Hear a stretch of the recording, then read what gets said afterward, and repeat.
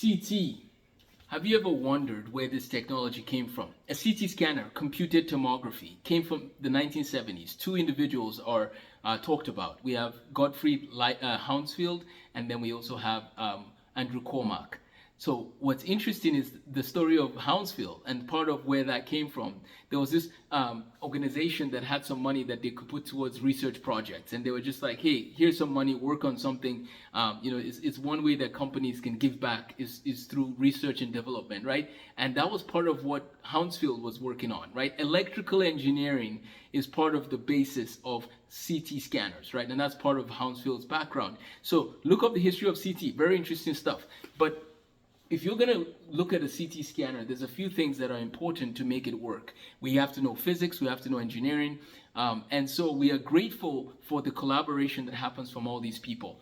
Medical physicists, of course, are responsible for checking the dose rates of CT scanners, well, the dose that comes from CT scanners and the image quality, and giving recommendations for dose optimization, because you don't want to be getting too much x-rays for images that are not good, or too much x-rays for images that don't have to be the way they are, because there's always trade-offs in medical physics, right? My name is Amos Tarfa. I'm a medical physicist, but I should have said that earlier. There's always trade-offs in medical physics, and one of the things you have to realize is that the more dose you give someone, the better an image might look, but that's a lot of dose. The less dose, the less crisp that image might look, but at least you're getting what you need, right? So you have to calculate what's the balance there. And so CT scanners are really cool, but I bring up CT scanners now in the context of one branch of engineering, and that's electrical engineering, and as well as the software developers. Did you know that there are people who write code that go into running these CT scanners?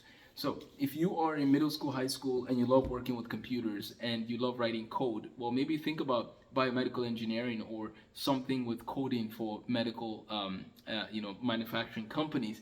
So computer scientists, we need them. Engineers, we need them. We need, of course, every field for the most part. Maybe not certain fields in the sociological, women's studies, gender studies. I wouldn't say we need those.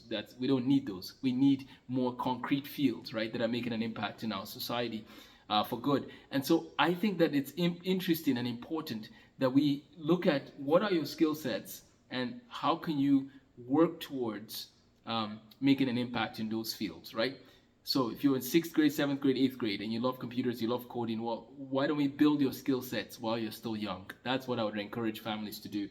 But medical physics is a wonderful field to think about. Electrical engineering and software development, very, very important. People should start building those skills while they're still in middle school. And if you need any help, we have some connections to people who know Python, and we'll be doing that in our STEM Excellence Summer Camp. So reach out to amosthemathguy@gmail.com.